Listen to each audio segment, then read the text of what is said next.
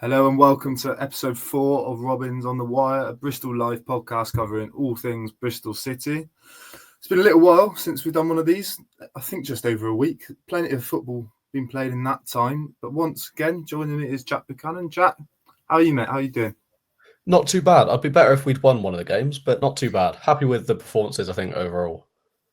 Yeah, it's been so. I think last time we spoke was just before the Derby game, wasn't it? And obviously that was a draw. We won't touch on that too long because it is a while ago now. But you made the trip up to Pride Park, didn't you? What did you make of that?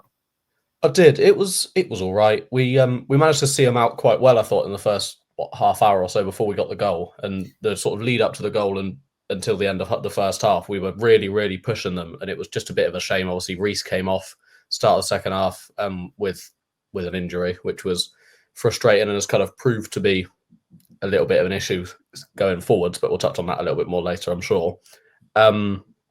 We just seemed to almost take our foot off the gas a little bit in that second half, sort of let them back into the game. And to be fair, the atmosphere at Pride Park, as it has been the few times I've been now, was really good. The home fans never really stopped getting behind them. And then, unfortunately, a little bit of a lapse in concentration with 5 minutes or so to go, and they stick it in. You give Carlton Morris that sort of chance, he's always got to score, isn't he? Yeah, it's so frustrating, isn't it, when you get a goalkeeper make a really good save as well and you get no reward for it. It felt like a loss, didn't it? I think that was, especially speaking to Gerhard afterwards, it came across that he and the players felt it was more like a loss than a point. Yeah, I think that was definitely the mood. The mood in the away end. It was like, oh, okay, almost a little bit of a feeling of same old City. Like we've got into a really good position, and then throwing it away would be very harsh. But you know what I mean. Just kind of undone ourselves a little bit come the end. I think we do need a bit of a response on Saturday against Hull at home, especially following obviously the loss to Fulham last night, which is kind of somewhat expected. They're a decent Premier League outfit, but we'll come on to that game, I'm sure. Yeah, I think that's where we want to probably focus most of our attention tonight. Obviously, I wasn't at the game. I'm sure everyone will get their holiday jibes in now as they should. But you watched from home, didn't you? I think. And I did. I think we just start with the team. Any real surprises for you? I think fair few changes, wasn't there? A bit of a mixed side. Yeah, it was. It was nice to see Josh Stokes get a start. Unfortunately, he did come off injured, which I've read doesn't look too good. From the conversation that's been had between Stokes and Struber, and then obviously Struber and the media. But hopefully that will be better than it seems to be following like assessments and stuff like that in the coming days. Bell starting was interesting. Didn't do a whole lot. I think I read something saying him and Armstrong in the first half had less than 30 touches between them, which is not ideal. Particularly because we got into some decent areas. Mehmeti came on for Stokes, but it was just that first 20 minutes. We let him score twice. You give Raul Jimenez those sort of opportunities, and he's going to make you pay, isn't he? He's a top striker at the end of the day, and I think he probably would have gone a lot further in his career, perhaps, had he not obviously had that long spell out when he was on top of the world at Wolves. Yeah, I've seen the highlights and obviously watched most of the game back. I thought the first goal kind of, it's a frustrating one to concede, isn't it? Because you almost are looking at it and you're like, there's times to stop it there, and you almost feel like they've done enough because Tanner does quite well actually to get his body in front of Jimenez, but then just to steer it into the bottom corner, it compounded what had been a bit of a slow start, really, didn't it? Yeah, it did, and it was good work, to be fair, from Traore down the right hand side. But the cross wasn't spectacular. He did well to get it in. Don't get me wrong, but it felt like Dickey maybe could have been in a little bit of a better position when it came in to try and deal with it. When you watch the replay, it almost looks like he gets caught in no man's land a bit. But yeah, like you say, it's unlucky from Tanner. He's managed to get a boot on it and deal with Jimenez almost, but unfortunately, it just falls into our own net. Yeah, and then the second goal, I think that's probably the one where you've got to ask a few more questions about the defence, because we've just been speaking before we started recording, and it's not often you see a ball bounce from a corner in the box and then be controlled in the box and finished in the box, all without a defender seemingly getting anywhere near it, really. Yeah, he was just, like I said a minute ago, he was afforded way, way, way too much space. Like you said, we were talking off camera, and it didn't look like it was some sort of brilliant, well-worked move from the training ground or anything like that. It looked like a fairly poor ball, actually, from Harrison Reed. Something that probably should have been dealt with by one of the first defenders. And somehow no one's got to it. And like I said, you give Jimenez that space, you give him that time, it's got to find the bottom corner, isn't it? It's a lovely finish, but he just shouldn't have ever really been allowed to get the shot off. And from there, Fulham were in cruise control, really. It's something I found quite interesting that they've conceded from a corner, because it's something Gerhard's spoken an awful lot to us about so far. And when you think back to the Championship games, in particular, kind of the MK Dons one was almost a bit different, but the Championship games so far, City have looked really solid from set pieces, haven't they? And I know that's never one Vitek would have claimed, or it's unlikely to be one Atkinson would have got his head on, but it did. It's kind of the first one they've conceded, really, isn't it? Under Struber, I think. Yeah, definitely. I'm pretty sure. Obviously, Carter Morris's goal was sort of from a set piece situation, wasn't it, in the end? But not anything like sort of a direct corner or anything like that. But yeah, it was a frustrating one because, like you said, it wouldn't have necessarily, because it was a very low ball in the end. So Atkinson and Vitek's height kind of comes out of the question. But it's one of those. Vitek probably wouldn't have saved it. I think it was a pretty much unstoppable finish. Would a stronger defender like Atkinson maybe have got something on it earlier and got the ball away? Possibly. But we did. I think we missed Vitek a little bit at times last night. Just some of his distribution, stuff like that. I know it wasn't great at Derby, but it's been good. Other than that, there were a few times I think he kicked it out for a throw in like twice in a row or something at Derby, and people will get on his back. I think everyone's prone to mistakes, things like that. But yeah, Atkinson hopefully comes back in for Saturday. The other thing for me was just a big lack of creativity. We touched on it a minute ago. Obviously, Sam Bell started. Mehmeti came on and had bright moments, had a goal disallowed where I think someone might need to teach him the offside rule. There were 3 or 4 times after he came on where he was just needlessly offside, and the goal being one of them. It's a lovely ball from, I think it was McCrory down the left. And Anis, he's quick. He doesn't need to be those few yards off. And it was a decent finish as well, but unfortunately, too little, too late in the end. Really, with when City's chances came in the last sort of 20 minutes or so, where we were on top. But Fali Mayulu looked good. I thought he changed the game a little bit last night, which was nice to see. Yeah, I think we'll come on to him. It's interesting you touch on the creativity there, because so much of what we've seen from Struber's team, when you think to the warm-ups and stuff, so much of it is about getting those wing backs up the pitch, isn't it, and trying to get crosses into the box. And I think especially when we mentioned the changes yesterday, with Sinclair starting and Sam Bell was one of the 10s. Sam Bell's not going to be in the team to play those passes of a Max Bird or Scott Twine, is he? So he is more of a second striker. Would you say, is that fair from what he was trying to do yesterday? Yeah, probably. To be honest, I didn't really notice him in the game all that much, unfortunately. Like it means he also didn't have a terrible game by any means, but you want to notice if someone is playing in that sort of role, you want to know that they're there. Yeah. You want to be like, okay, he's on the ball again, he's trying to make something happen, etc., etc. And I can't really recall anything he did, which is a shame because I like Sam Bell, but he's not really got going, has he, for a little while? He had that spell a few years ago where he was scoring a lot of goals in the FA Cup under Nigel Pearson. That was probably 2-3 years ago now, to be fair. And injuries and things like that. He's just never quite managed to cement that spot in the team again. So it'll be interesting to see what the rest of his season holds. Yeah, I think we've spoken about it a few times, haven't we? He's got the feeling of one that you maybe watch a little bit heading into these last days of the transfer window, because, I imagine he's got to be about 23 now. Probably hasn't started more. He's played quite a lot of football for Bristol City, but if you look back at how often he started in a position he'd consider his best position, it's got to be quite minimal over the years. And like you say, there was a run under Pearson in the FA Cup. I think everyone remembers that. He scored the goals against Swansea and West Brom, didn't he? Then even if you go back, not last season, but the season before when Liam came in, he was very much the left winger with Conway as the striker. There was that goal he scored against Southampton, didn't he, in that win? I remember him scoring against Middlesbrough. There's undoubtedly a player in there, but you just wonder, with the age he's at now, the options City have, and what we've seen in this opening, we've 5 games now, aren't we? Yeah. You wonder if he's one that could benefit from playing some football elsewhere, whether that be on loan or permanently. But he's also heading into the last year of his contract, so you've kind of got to make that decision sooner than later, it feels like, doesn't it?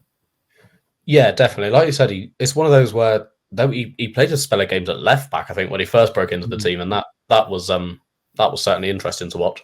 But yeah, he's one of those who's just never really, other than that little run where he was scoring fairly consistently under Pearson, and then when Manning first came in as well.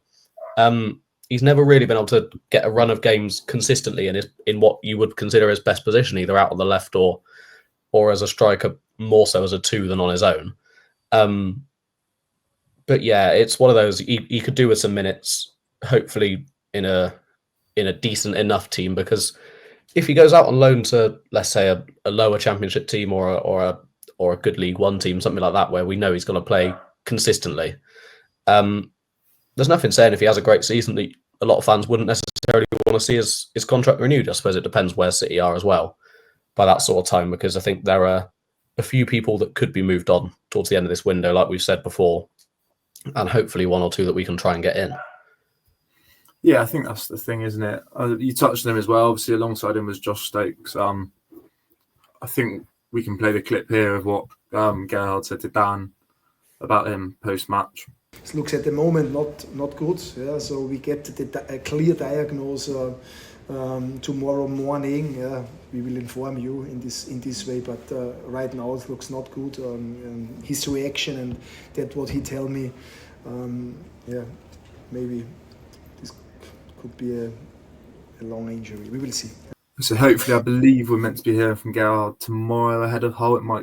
I'm pretty sure that's the plan. So hopefully we'll get a bit more of a concrete update there. But on initial impact anyway, Jack, it doesn't sound like a good one. It's such a shame for a player. I think when Team News landed yesterday, I think it was his name that's probably mentioned the most because fans are so desperate to see him in action. Yeah, I think everyone wants to see what he's about. We saw a glimpse of it against MK Dons, and obviously he rattled the crossbar with an absolute rocket and probably would have been one of the goals of the round had it gone in. And yeah, he started okay last night, but it was pretty early on. I think it might have even been before we got the second goal that before they got the second goal, that he came off. And I think he just got caught on the back of his ankle, from what you could tell watching it anyway. And he went down and it was pretty clear, almost straight away you saw Anis Mehmeti warming up, taking his bib off, that he was going to come on and replace him. And yeah, it's a tough one, because he had a really, really strong season, didn't he, at Cambridge last year. Obviously, he was brilliant for Aldershot when we signed him and then loading him back for the second half of the season. You just hope that it's not going to be something that keeps him out till like Christmas or something like that, because even if it keeps him out till the end of the window, which you'd assume it will now, no one's necessarily going to want to sign an injured player, are they? That he might get the odd minutes here or there off the bench through the league season through to Christmas if he's available, which would be nice. Yeah, I think we spoke to Gerhard about him, would have been about a week ago today, I think, and he's obviously been left out of the squad for the game after the MK Dons game, left out of the Charlton squad, didn't feature against Derby, and then obviously starts last night. And he did obviously kind of leave the door open to a loan if more competition came in that place, but he also said he wanted him fit not for the 21s but for the first team. So he obviously views him as a first team option. And there is an argument to suggest that had he played really well tonight, considering that Anis probably hasn't been quite at the level he showed in that opening day since, he could have been competing for a starting role at the weekend in the Championship. So yeah, I think personally for him as well, I just feel absolutely gutted because he's had to work so hard to get back from injury. He had an injury or two at Cambridge, picked up one in pre-season that he's worked hard to come back from. So to get that start on quite a big stage as well, I know it's only the Carabao Cup, people might view it as lesser, but to get that opportunity against the Premier League club, it's just such a shame. And I do, like you say, I echo your point. I really hope it doesn't rule him out for too long. Yeah, definitely. And he's a very exciting player as well. I think everyone's seen what he can do for Aldershot and for Cambridge, like we've mentioned. And a little bit here and there in a City shirt, he's shown glimpses when he's had the chance. But yeah, like you said, had he played brilliantly last night, which he started okay, there's nothing to say he wouldn't have gone on to have a really good game. Yeah, he absolutely could have been competing for Saturday. But yeah, it'll be interesting to see what sort of update you get from Struber tomorrow. Yeah, fingers crossed we do hear a bit more on that. I think we've probably got to talk a little bit about Sinclair Armstrong as well. Like I said, I've only seen the highlights. I've seen some of the talk on social media. I did see him against Derby as well. Where do you feel he's at the moment? Because it seems like we're having quite similar conversations about him that we were a year ago when he signed, that, he's capable of moments where he looks really bright, whether it be holding the ball up, turning his man, running in behind. And then he gets into that final third, doesn't he? And he just doesn't seem to have that knack that you associate with your top championship strikers. Yeah, not at all. His hold-up play is decent. He's strong. He's quick. He can do sort of everything you need him to do until, like you said, until that final moment, until it comes to the most critical point when you need him to score or get an assist or something like that. And there are times when you almost can't quite tell what he's going for, which is never ideal, really, when you've got, like on Friday night at Derby, when he came on for, 35 minutes or so, I think it was, after Reece went off, to play up front on your own in the Championship against a decent Derby defence. Like, I know they can shipped a few goals, but they're no pushover, like in the long run. And I think we saw that, especially on Friday night. We did struggle to create chances at times, and it just isn't seeming to work. For me, the issue is there doesn't seem to be a much improvement from when we signed him just over a year ago to now. So I guess the question almost becomes, why hasn't any sort of tangible or notable improvement for fans anyway happened? Because it seems to be that the things he's good at, he's getting better at, but the things that are missing from his game aren't. They just sort of seem to be staying the same, which begs the question as to sort of why is that happening? Why is it not necessarily being worked on? Or if it's being worked on, why is it not coming off in match situations, things like that? To me, I think if we said we had to move on a striker out of him or Mayulu based on performances we've seen this season, I know we've seen a lot less of Mayulu. I think for me it would be Armstrong at the moment. He might be the more tricky one to get out the door, perhaps.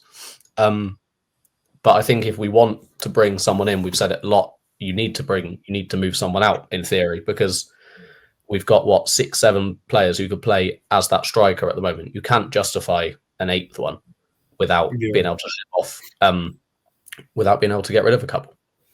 No, it is interesting, isn't it? Because I think probably we'll come on to it later, but there is basically, it feels a bit of an acceptance that for more players to come in.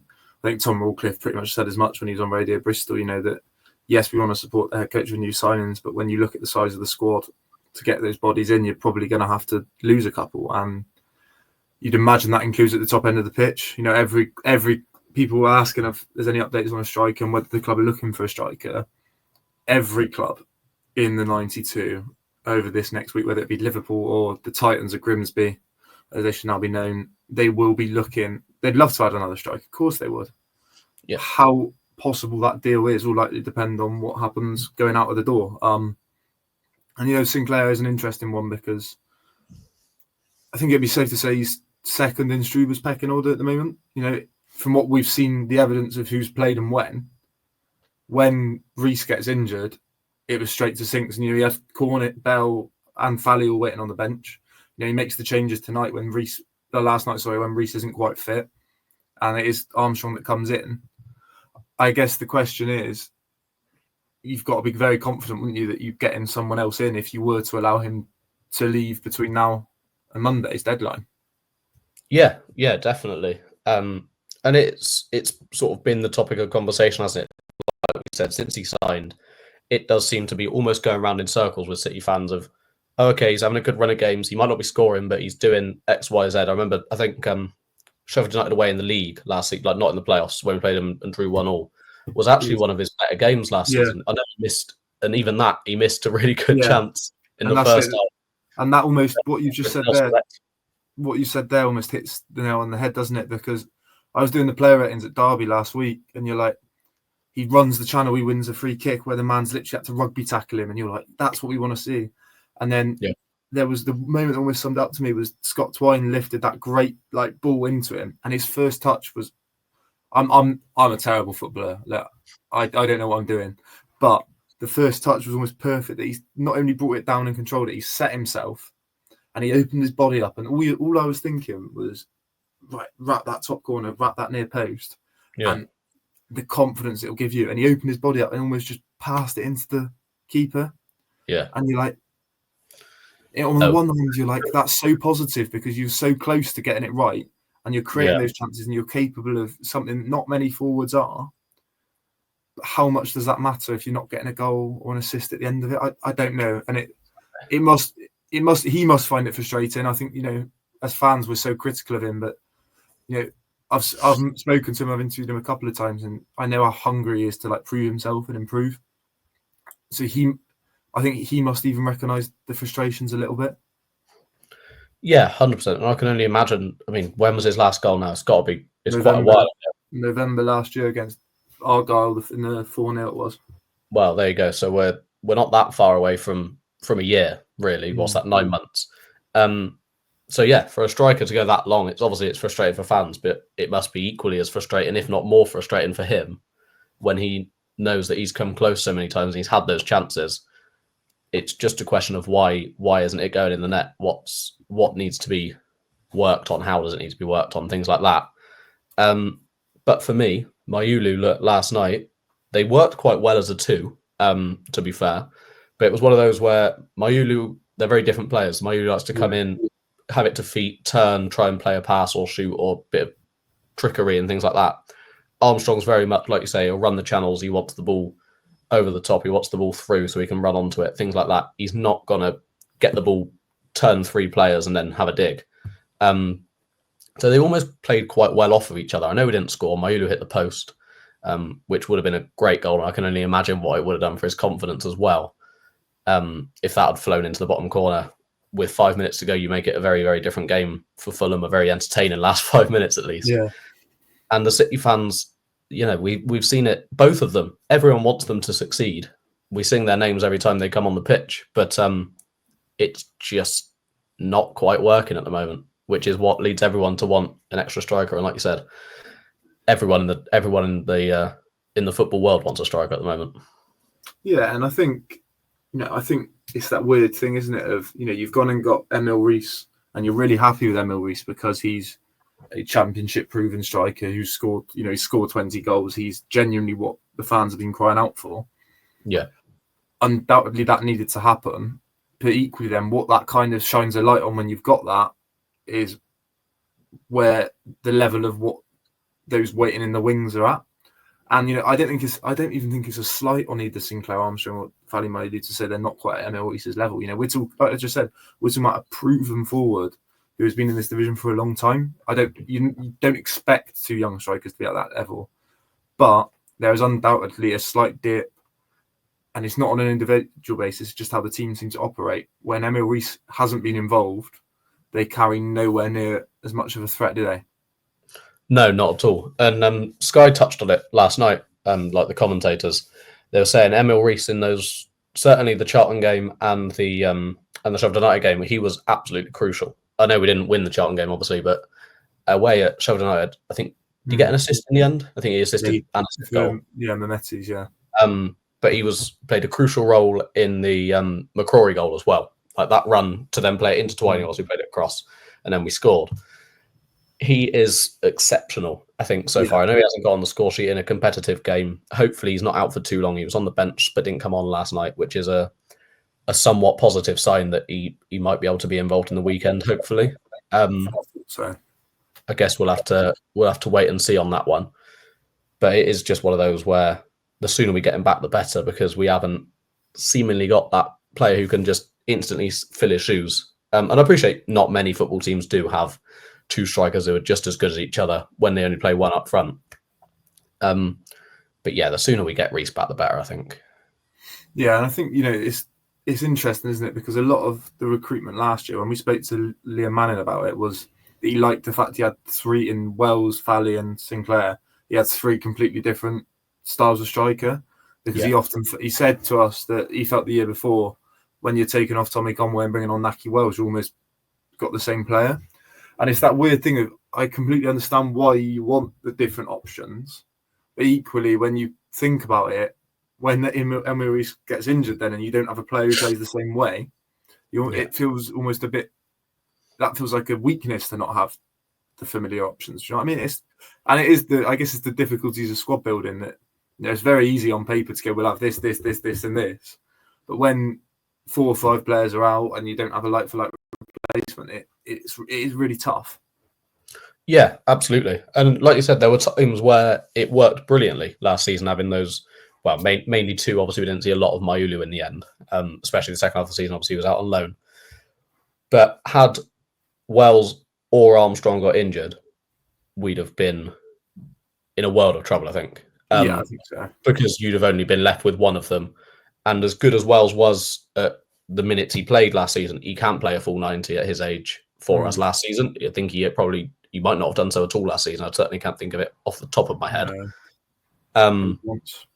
It was a lot of sort of an hour or so, and then you get the classic Liam Manning 60-minute substitution, on comes Sinclair Armstrong, or vice versa.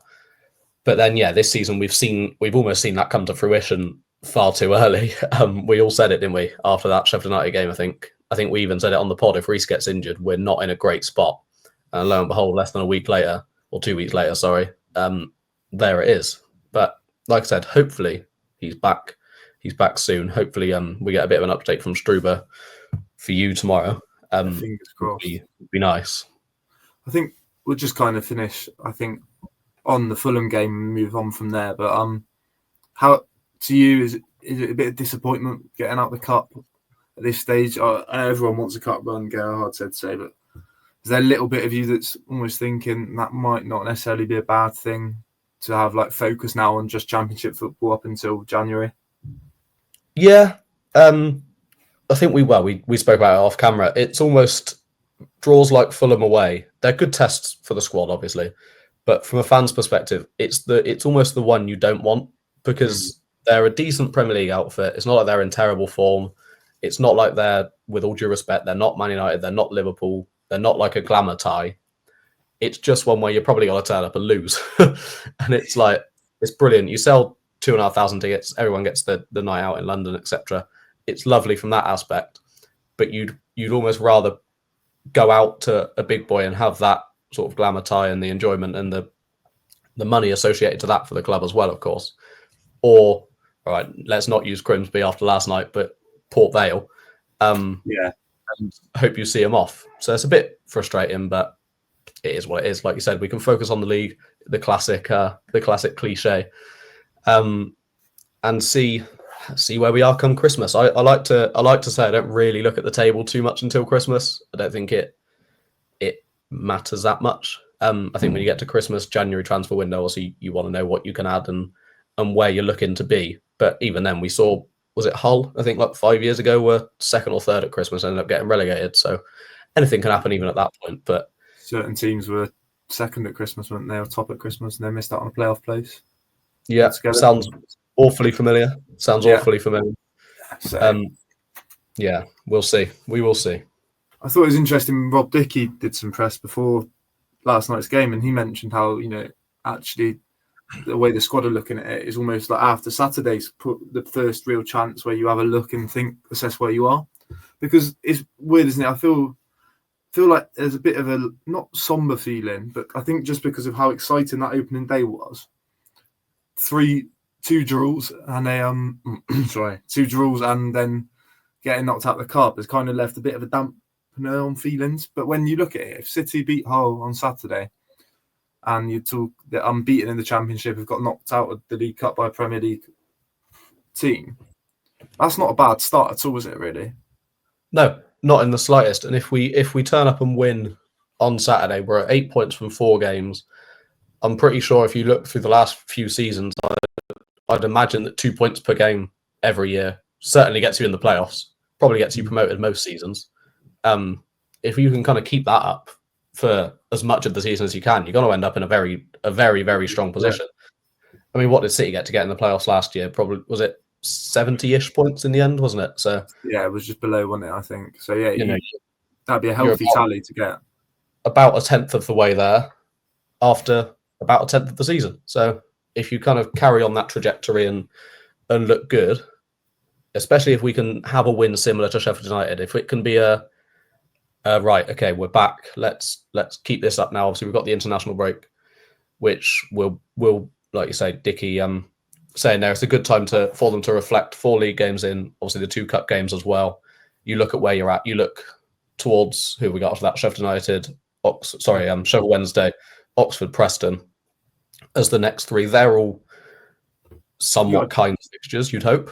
you've got there's a chance there, isn't there, to really head into the break on the front foot and then carry that momentum after the break. I think the only thing I'd say is that it almost feels that Ashton Gate kind of needs that big showing of Struberball, doesn't it? Because I know that phrase is like, some people won't like it, but anyone who was at Bramall Lane or watched that opening day game will probably have complete faith that, you know, this system can work and will be successful. But so far, Ashton Gate, I know that it's only 2 games there, isn't it? But the MK Dons one kind of gets brushed to one side, and although City were pretty professional that day, it was pretty routine, wasn't it? And then Charlton, they were by no means bad, but it was frustrating. It just feels like it needs that sort of a win, and a exciting win could really do a lot for just the mood heading into the 2-week gap. Yeah, 100%. And I think like you said, it feels a little bit weird around Ashton Gate at the moment, having come out of that derby away end, and like obviously I was in the away end, you were in the press box, so we probably had slightly different views of it. But it was very much a deflated feeling after that, because we didn't look amazing. We didn't look bad by any means, but we didn't set the world alight like I think certain people were hoping we would again after that frustrating game against Charlton. So yeah, we do kind of need that solid, get the job done, almost just brush Hull to the side and prove that, you know, we're not here to mess around necessarily, and just crack on then. Yeah, definitely. I think we'll touch on that before we look at the last few days of the window then, because obviously they've had perhaps the most like sort of all sorts start to the season you can imagine. 3 games played, 1 win, 1 draw, 1 loss from Hull. Coming into this one off the back of a 3-0 defeat to Blackburn Rovers last time out. Didn't play in the Carabao Cup this week because they lost to Wrexham on penalties in the first round. Change of manager, obviously, in the summer. Is it safe to kind of say we have no real idea what to expect from the Tigers at Ashton Gate on Saturday? Not a clue. I just hope we don't hear that god-awful Mauled by the Tigers song come full time. That would be nice. I think it is very much, the pressure's more on City, isn't it? Because we've had, in theory, the better start by a point, I appreciate, but, you know, we've had that excellent win at Sheffield United. Everyone's excited. Also, obviously, got a new manager. I think the onus is almost on City to go out there, like we said, get a good result, a confident win, look good doing it, and let that almost be the launching point at Ashton Gate, turn it back into a fortress like we did last season when we were, for the most part, absolutely brilliant there. The only teams that won there were Sheffield United twice, Burnley and Swansea. Was there any others? Yeah. I think there was. Oh, and Wolves. The FA Cup. Yeah, not many, like you say. Like that's the thing, isn't it? And they've shown signs of that, haven't they? They're still not, kind of brushed last night aside because they are really soft goals to concede, but yeah, they're not conceding many goals. They're not conceding tons of chances. And when they are, they've got a keeper in net who seems to be able to deal with most chances that come their way.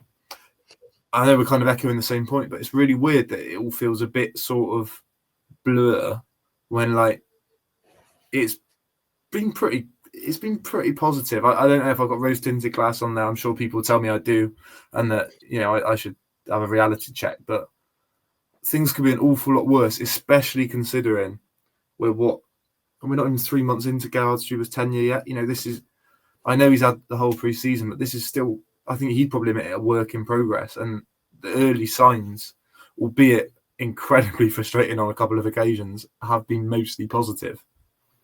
100%. And like you said, we're 5 competitive games in now, so 3 league games into Struber. It could have got a lot worse. You look at Ruben Sellers, who a lot of City fans were calling for. That's gone awfully at Sheffield United so far. And I'm seeing people calling for his head. Liam Manning's coming under a little bit of pressure already at Norwich as well. Looking at a couple of other new managers around the Championship there, we could be in a much, much worse position than we are. So I think everyone needs to almost take a step back after that derby game, analyse it from a point of view of, right, okay, we still look all right. Last night, Premier League opposition, 2 pretty poorish goals to concede, but never really expected to win. It's not like we've gone out to Grimsby or something like that and looked bad. United, no mentions at all, obviously. But yeah, it'll be interesting. It will be very interesting. The thing as you put it out there, we haven't conceded many. We've only conceded once whilst Adam Randall's been on the pitch so far. He didn't play last night. I don't think he came on in the end, but he definitely he did for Bird, wasn't it? I think. At some oh point. yeah, sorry, yeah, of course he did. But well, there you go. That's the debate I wanted to have. Who do you start Saturday? Because obviously Bird's only coming back from injury. A couple of people online saying Randall's really settled recently. I think Derby was the game where everyone went, right, okay, that's the player we want to sign from Plymouth, and he looked brilliant. He breaks up the play really well, allows Jason Knight a little bit more freedom next to him. For me, I think Randall comes straight back in for Saturday. Well, I'm going to sound like Gerhard himself here, though, but is there a way you can play all three? I wonder. Because I think undoubtedly Randall, especially away from home, I think what he gives you in terms of the way he like harries around midfield, he's like it's weird. He's almost like Jason Knight light, isn't he? He just seems to like cover ground constantly, pick up loose balls, and Derby was a perfect example of that. Because he just kept pinching possession and playing like quite simple passes but effective passes. It's his ball actually that finds Sykes in the lead up to Twine's goal. So he's not flash, and I don't think he'd say he's flash either. Max Bird, on the other hand, is still the player in that team that can unlock a defence with a pass. I think there were a few quite nice passes last night, weren't there? Where if he can get that ball on his left foot, he can. What some players will need two passes to do, he'll do in one, and he can switch the play. He can play that ball into the channel. I wonder if at home against the team that like you say, the pressure's almost on City. They're expected to come in and perform. Whether you need both in there somehow. Maybe my only worry with that is, so you could play Twine and Bird as the 2 10s and leave Mehmeti out. Would you do that? Gerhard seems to be a massive fan of Anis, and on his day he can be great. Although he's been frustrating, he still had moments. If we say there's the two of them competing for that one spot next to Jason, I'd go Randall at the moment. Yeah, I think Gerhard would go Randall. I'd say it's not out of the question that he finds a way to get all three in somehow. No, not at all. And another thing I wanted to also look at, I've seen a few things going around on Twitter saying maybe we try it if Reece is fully fit. Let's kind of assume he is for now, mainly so I can get my point across. Do you go Mayulu and Reece as a pair and abandon almost the 2 10s and switch it up a little bit? Go with Twine or Bird or whoever you want to play as a single 10 with the two of them up front? I wouldn't, and I don't think Gerhard will. I think Fally obviously was a fair bit better last night, but we've got to remember this is a lad who has not played more than 45 minutes of competitive or friendly football since, I believe, the Wolves FA Cup game in January. He's not played a lot of football. He's not scored a goal since Millwall at home. Yeah, that's over a year ago now. Yeah, every year ago. And again, he's not played a lot of football. But my honest thinking is actually take all of that out of it. If Reece is fit, that front three has been probably the best part of City's team in the games we've seen so far. On Sheffield United, everyone was great at Sheffield United, but those three caused that back line all sorts of problems. MK Dons, he basically stuck with the same three, and the game shifted when Reece came on, because that's when City really put their foot to the accelerator, I guess, and put the gas on. We've kind of mentioned Derby was worse. It probably was worse, but they were still incredibly effective. They were still the outlet, and the goal was almost the perfect example of that, where Mehmeti pulls the man out of the way for Twine to score. My gut feeling is you don't probably need to fix something that's not broken. I know there's frustrations from last night and people want to see a change, but last night's almost not the fair reflection of that system. It's what's come before for me. I don't know what your thoughts are on it, Jack. No, I would agree. Agree, definitely. I think it'd be interesting if it's not going our way. Come Saturday, let's say it's 0-0 again after 60, 75 minutes, something like that. Be interesting to see, does he make changes in the same system or change system? Where does Mayulu fit in? Things like that. I think it'll be a very interesting one given the players we have available, assuming that no one else is coming in yet. We'll get onto some transfer chat in a minute, I think. I think it'll be an interesting team, especially now that Bird's back. Mayulu looks okay. Reece, we don't really know where he stands just yet. I think it'll be an interesting lineup. I think it'll be an interesting game, and the real sort of telltale as to where we'll be this season, perhaps. Yeah, I think so. I think we've mentioned it once or twice, but I think it's once that final whistle goes Saturday, you can kind of take a step back and assess the start properly without any uncertainty. But yeah, I think you've mentioned it there. Obviously, we are heading into the last couple of days, thank the Lord, of the summer transfer window.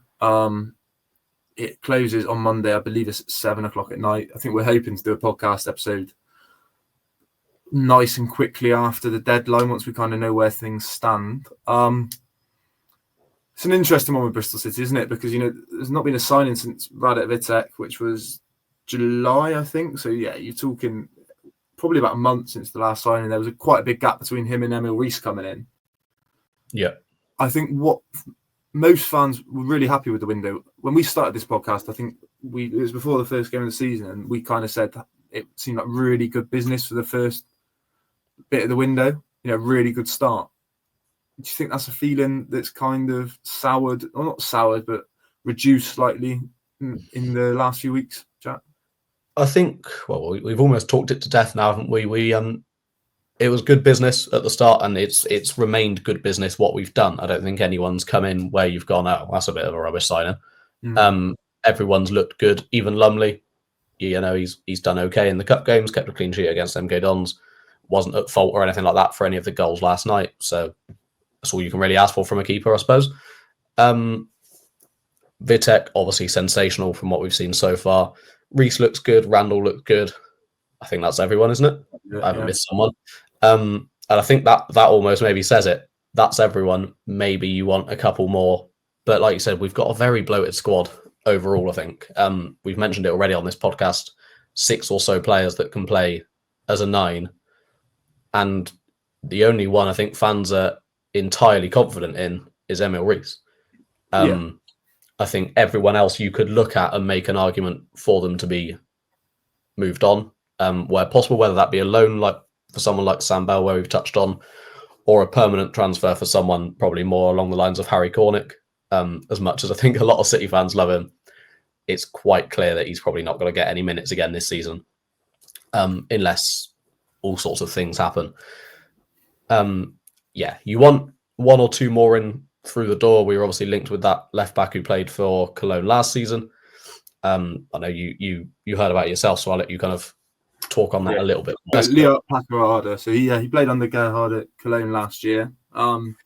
Interesting. It was kind of one of those weird. His name came up. I think it was in July, pretty much as soon as Gerhard came up that they were interested. At that point, it was very much a case of, from what I was told, it didn't seem like there was loads in it. I don't know where that came from. Kind of did the Rams again, I think over the end of the weekend, the bank holiday weekend, that basically not been included in Cologne's squad for their first 2 competitive games.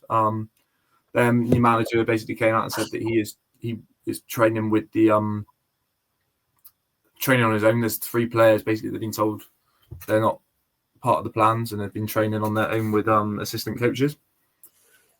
So my understanding of that situation, this was on Tuesday, we put out the report, was that Bristol City were aware of his situation in Cologne. I think it'd be fair to say they probably feel that left back is an area, if they could, they'd like to improve their options in, which again, this one we've spoken about before. It seems pretty common sense that that if they could strengthen there, it'd be good to.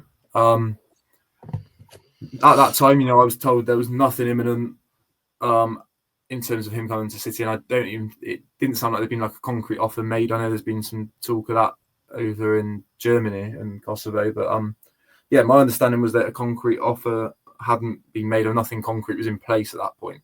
Obviously, in the time since, there's been some reports from Sky Sports, I think in Germany. I'll just pull it up now because I can't quite remember where it was to, but it was Florian Plettenberg, who's a German Sky Sports reporter, said I think it's Heidenheim. So they are their Bundesliga club, which is understandable. Top flight team. They're not one of the big teams over there, but top flight team on the verge of signing Liat Paqarada. That is what he's reported. The other set to be complete for a low six figure range. It should be announced on Thursday. So by the time this comes out, it may well be that one's already announced. Like I say, I'm not even sure this is a case of Bristol City necessarily missing out on a target. If I get more clarity on that, of course, I'll report it. I think what it probably is that if they've decided they want a left back, he's probably one of the names Gerhard's worked with before, and he might have mentioned. They've kept tabs on this situation. It's not happened. I can't offer much more insight on that. Like I say, as far as I know, nothing was imminent, was what I was told, which would suggest they weren't exactly expecting it to be done quickly. And for him, you can understand staying in Germany, playing top flight football. He probably thought he'd be playing for Cologne, given how important he was to him last year.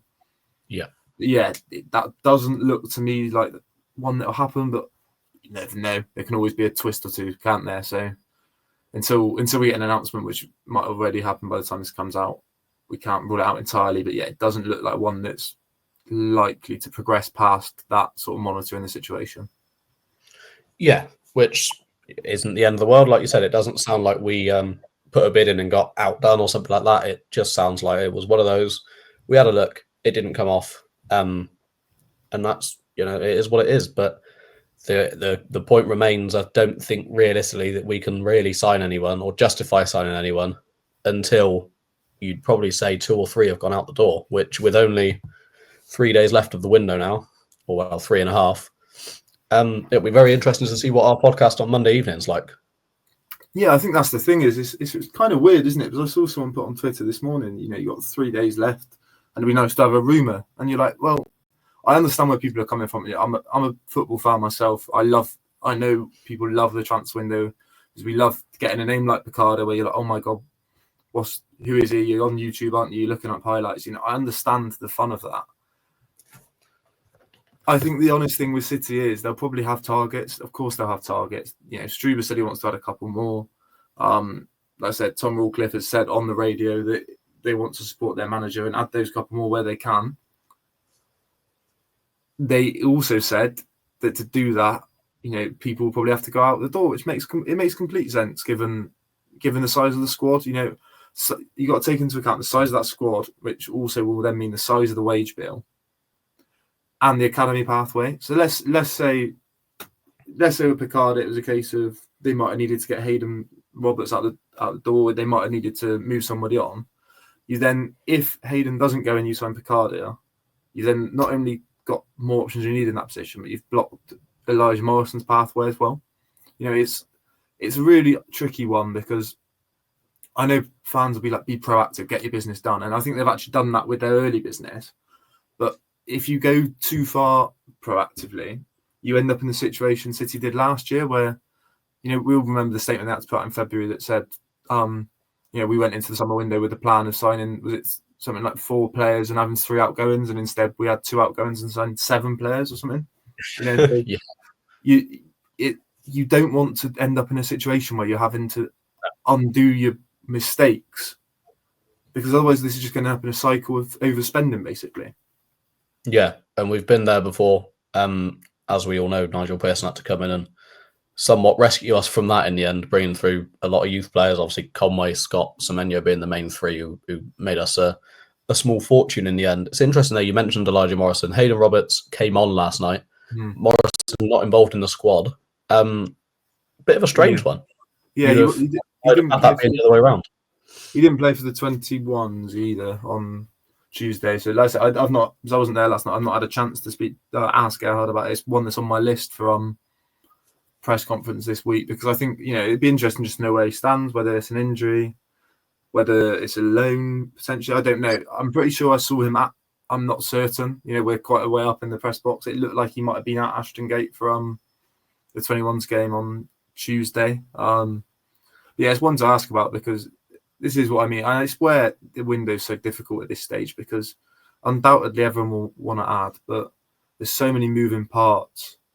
And I think we said it last week that you get the feeling things are going to like kind of kick into gear now, because I don't know if I went on Twitter this morning after obviously late night last night, and the amount of like sudden links that are coming up, Southampton agreed a fee for West Brom's Tom Fellows, and Darnell Furlong's also leaving West Brom by the looks of it to go to Ipswich. And, things, it's like there's that bit of panic and things are clicking into gear.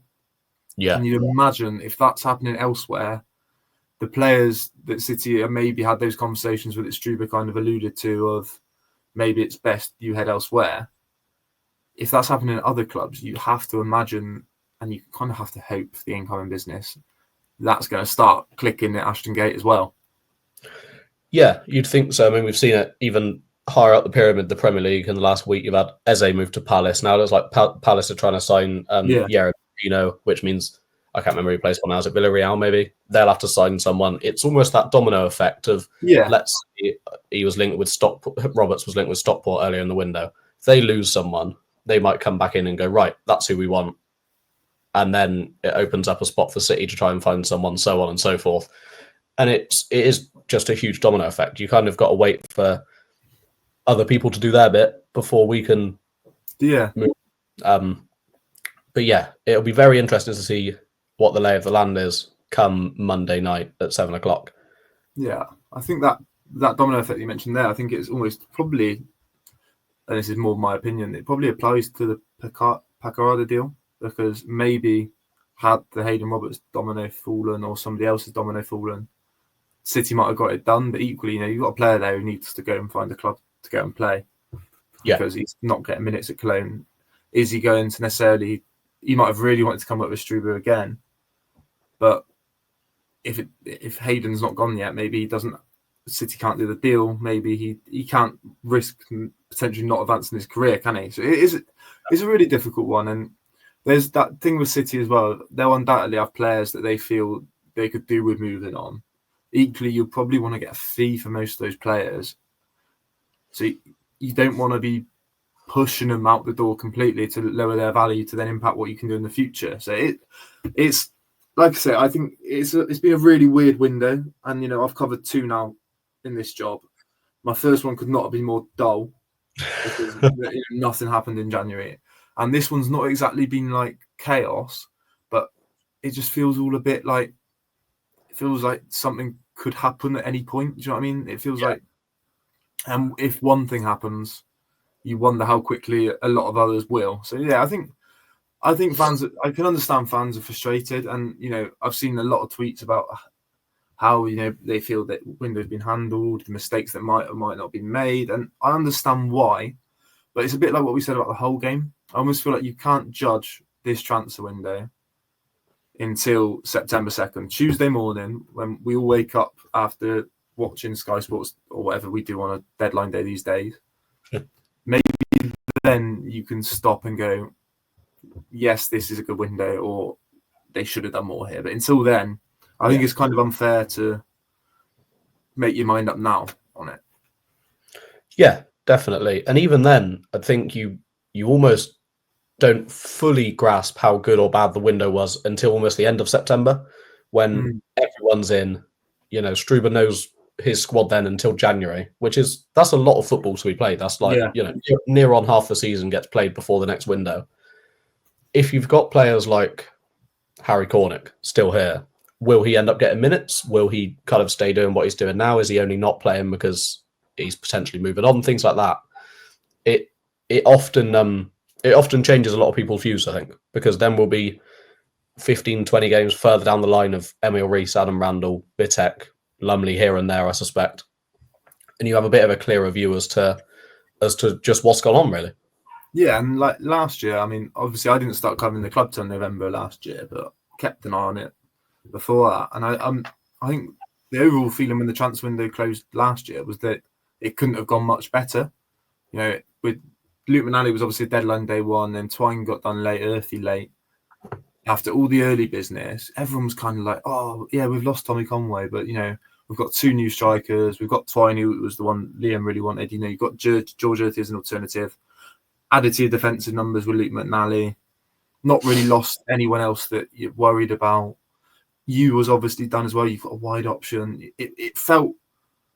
I think if you went back and looked at most Bristol City fans' verdict when the window closed last summer, they'd have said it was an excellent summer transfer window. If you then went on a month or two's time, and Sinclair hadn't had quite the impact, Fallier's fallen out of favour, you kind of ended up not playing as often. Twine injuries was in and out of the team last year. The verdict would have been very different. So I think, like what you just said, spot on, Jack. I think you can always judge it once when the window closes, and then judge it's worth probably looking back at November time, and then you'll know if it was a good or bad transfer window. Yeah, 100%. And I remember me and you being sat in a press box at the Hawthorns around Christmas time last year and having a very different view of certain players, I think, compared to the view we might have had in August, September sort of time. Yeah. Mayulu, I think, did he start that day? Maybe didn't have a great game.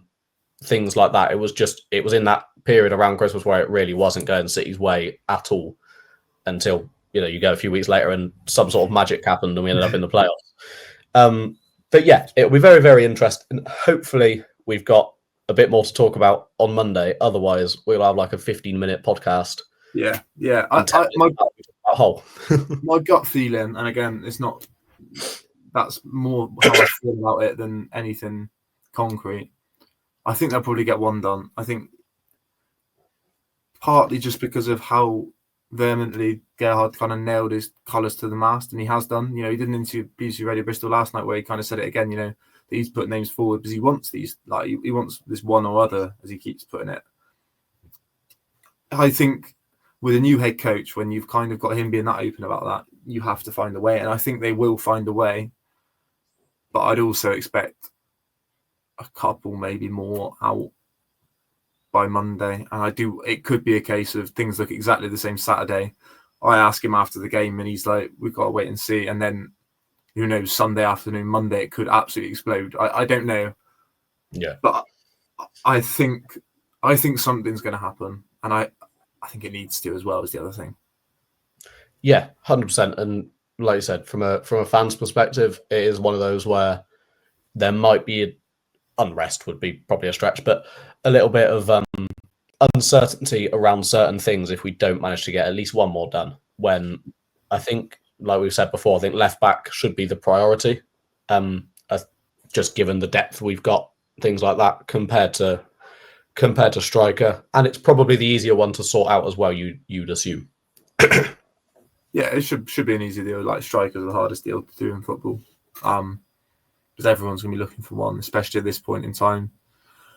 Because you'd imagine, again, this is just my feeling, is I know there's been a few talks about like younger loanees. You'd imagine they'd probably be keen that if you're going to try to look for someone who can replace Emil Rees, you'd imagine they'd be keener to get someone who's a bit older and a bit more experienced rather than a young Premier League lad who's on loan and not proven. But yeah, that's just my opinion. Will they do it? I guess only time will tell. There's a confidence there, isn't there? I don't think Struber would have said what he said if there wasn't a confidence they'll do it. So I think we've just got to take him on his word. Hopefully we'll get another update Friday. Maybe we'll get more after Saturday, and then by Monday we'll know, won't we? So I know it's not something that's often used in football, but we might just all need to be a little bit patient, maybe. Quite possibly. Football fans aren't the best at that, though, like you said. No, you can't blame them. See how it all pans out. Yes, definitely. But I think that pretty much takes us up to where we'll finish today. Should we just quickly finish with a prediction for Saturday? Why not? Yeah, go on then. I'm going to go... Right, I've said a win every time so far, I think, but I'm going to go for a draw on the hope that we win. Bit of reverse psychology. We're going to go for a 2-2 at Desmond. Well, I said draw at Derby and was right, so I'm going to go for a win. I reckon City... Let's go 3-1. I reckon it might click at home. I think if it does, it could be more. We've seen that. So is that more hope than confidence? I don't know. But either way, thank you again, Jack, for hopping on with us again. No worries, mate. Thank you, everyone, for listening. Yeah, thanks, everyone. We'll be back again. Like I say, hopefully we're going to aim for close after the window next week.